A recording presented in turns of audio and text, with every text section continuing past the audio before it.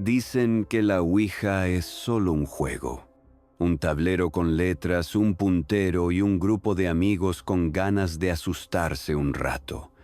Pero, ¿y si no lo es? ¿Y si abrir ese portal no es un juego, sino una invitación? Una vez que alguien del otro lado responde, ya no podés cerrar la puerta. Hoy vas a escuchar 3 experiencias reales con la Ouija. Y después de esto, tal vez nunca quieras jugar con ella. Primera historia. No era mi abuela. Laura tenía 17 años cuando su abuela murió. No fue solo una pérdida, fue un quiebre. La mujer había sido su refugio desde pequeña. Cuando sus padres peleaban, era la abuela quien la abrazaba. Cuando lloraba, era la abuela quien la calmaba. Siempre estaba ahí, hasta que de repente ya no lo estuvo. Un infarto silencioso en medio de la madrugada. La encontraron al día siguiente, sentada en su sillón, con un libro en las manos y los ojos cerrados, como si simplemente se hubiera dormido, pero para no despertar nunca más. Desde entonces, Laura cambió. Dejó de hablar tanto, de reírse, de salir. Su habitación se volvió su cueva. Todo lo que tenía de su abuela lo guardaba como tesoros. Una bufanda tejida, su taza favorita, un perfume que aún conservaba su aroma. Pasaron 3 semanas. Una noche de sábado, sus amigas insistieron en hacer una pijamada. Querían distraerla, sacarla del pozo. Y Laura, con desgano, aceptó. Esa noche llovía. La casa estaba envuelta en silencio, con apenas el golpeteo de las gotas contra las ventanas. Se acomodaron en el cuarto con almohadas, golosinas y música baja. Todo parecía normal. Hasta que una de ellas, Julieta, sacó algo de su mochila. Un tablero, viejo, manchado. Las letras apenas se leían. «Es una Ouija», dijo con una sonrisa nerviosa.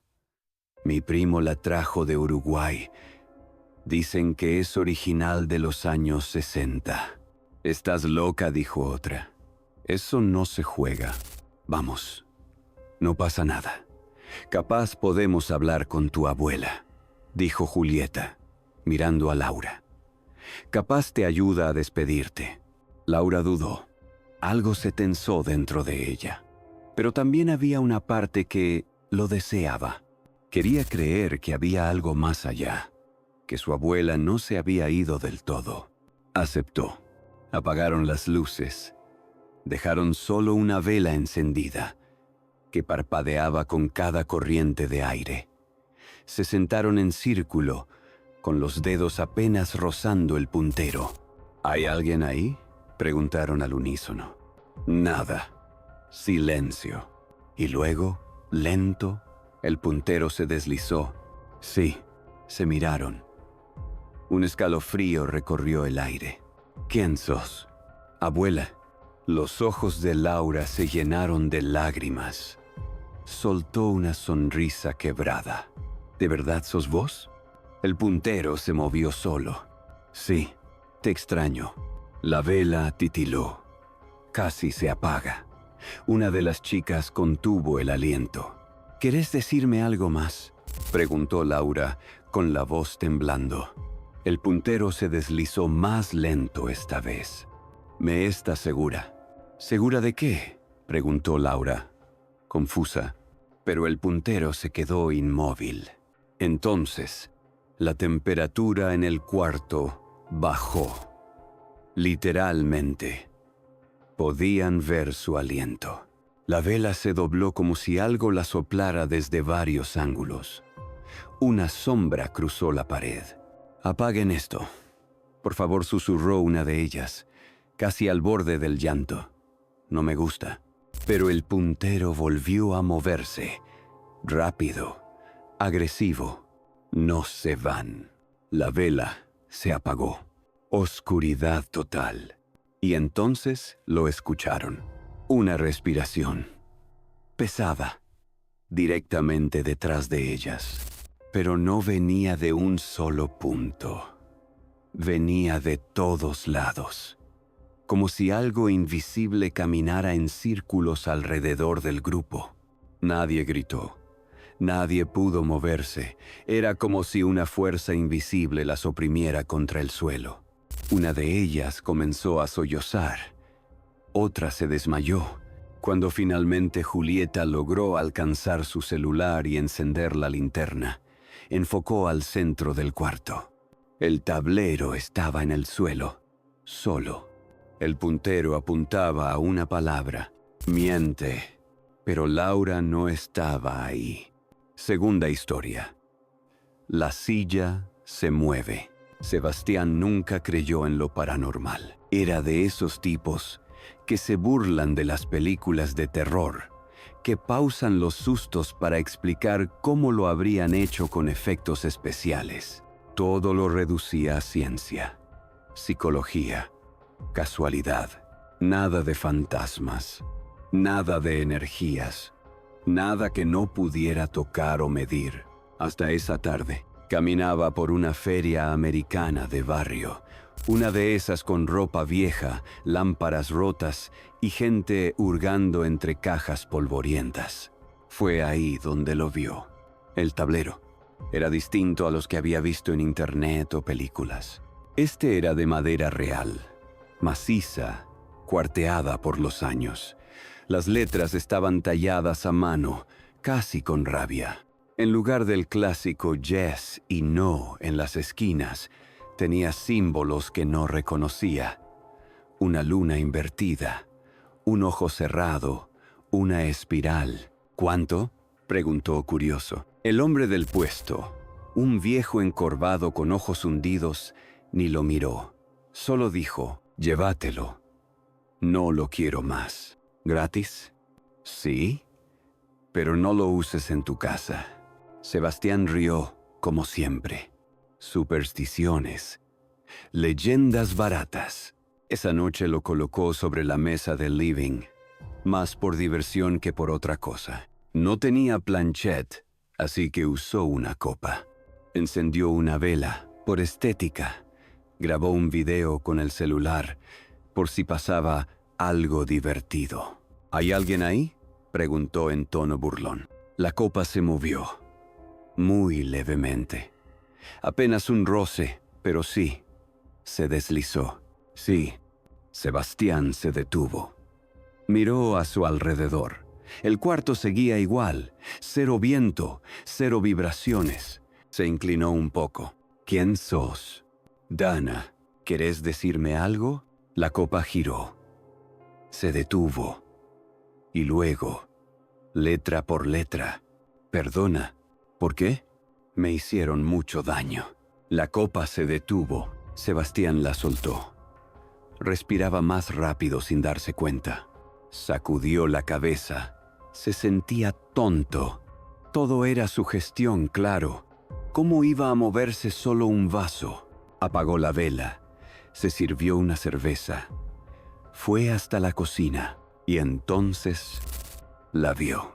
La silla, una de las sillas del comedor, estaba arrastrada hacia el marco de la puerta. Él no la había movido. Frunció el ceño. La devolvió a su lugar.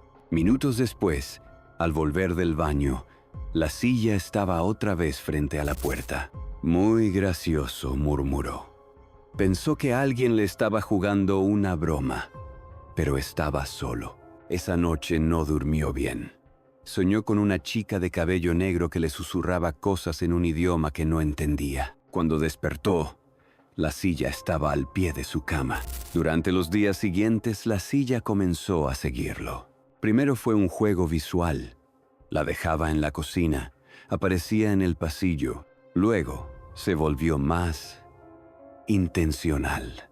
La encontró en el baño, frente al espejo, en el pasillo, con las patas sobre un charco de agua que no sabía de dónde venía. En su cuarto, mirando hacia su cama. Una vez incluso en la ducha, dentro, mojada, silenciosa. La silla no hablaba. no se movía frente a él, pero siempre estaba ahí, como si observara, como si esperara. Sebastián comenzó a sentir frío, incluso con calefacción, ruidos sutiles por la casa, pasos blandos, respiraciones entrecortadas, y la copa, cada vez que intentaba tirarla a la basura, aparecía otra vez sobre el tablero. Una noche, se hartó, encendió la chimenea, rompió el tablero en dos, lo tiró junto a la copa y la vela, vio cómo se consumía, y por primera vez en días, durmió, pero no por mucho. Despertó con una sensación extraña en el cuerpo, algo tirante. Presión en las muñecas, en los tobillos. Abrió los ojos. Estaba atado a la silla, la misma maldita silla. Sogas gruesas, de yute, sujetaban su torso, brazos y piernas, pero él no tenía sogas en casa. Gritó. Se retorció. Estaba en el medio del living. Las luces parpadeaban como si algo jugara con la electricidad. Frente a él, en la oscuridad, algo respiraba. Se sentía. No se veía, pero se sentía. Un aliento cálido, pesado, cerca de su cara. Y entonces lo escuchó. Una voz baja, femenina, dolida. Sebastián. Él se quedó helado. ¿Quién sos?, logró decir, con la garganta seca. La voz no respondió, solo susurró. Ya me dolió una vez, pero esta vez vas a quedarte. Detrás de él, algo rozó su cuello, y cuando por fin logró zafarse, cuando corrió por la casa buscando una salida, las sillas estaban en cada puerta, todas, bloqueando, observando, y en la pared del living, garabateado con cenizas, solo 2 palabras. Mi turno. Tercera historia. El error de Nico. Nicolás tenía experiencia con la Ouija. Había jugado muchas veces con sus amigos. Cumpleaños, campamentos, pijamadas. Siempre lo mismo. Preguntas tontas, respuestas lentas, risas nerviosas. Y siempre, absolutamente siempre, terminaban con un sarcástico «gracias», «adiós», y se iban a dormir. Nada pasaba. Nunca. Hasta esa noche, estaban en la casa vieja de los abuelos de uno de ellos. Una casona de campo, de techos altos, olor a humedad y crucifijos colgados en cada rincón. Una de esas casas donde el silencio pesa y cada madera cruje como si no quisiera que la pisen. Eran 5. Nicolás, Camila, Julián, Lucho y Tami. Ya habían tomado un poco. Ya estaban sueltos. Y Nicolás, con su típica sonrisa burlona, propuso: «Vamos a jugar». Pero esta vez, sin decir adiós. Camila lo miró mal. «Eso es peligroso. Si no cerrás la sesión, dejás la puerta abierta». ¿Peligroso? Por favor. Eso es puro cuento. Dale.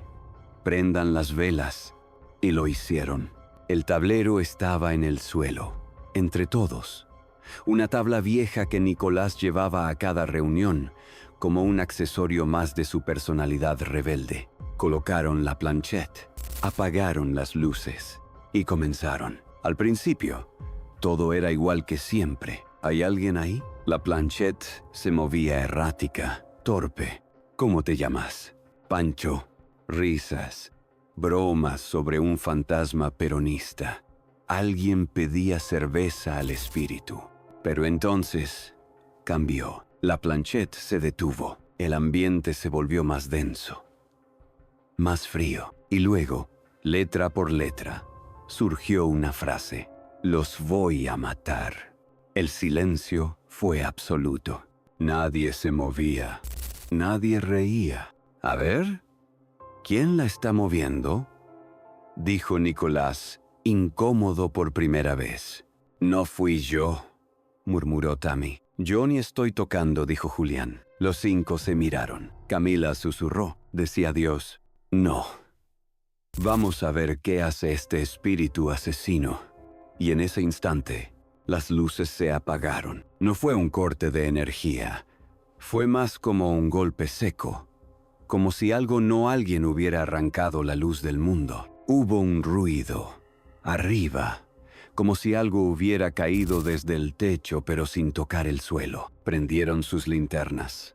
El haz tembloroso de cada teléfono mostraba polvo flotando en el aire.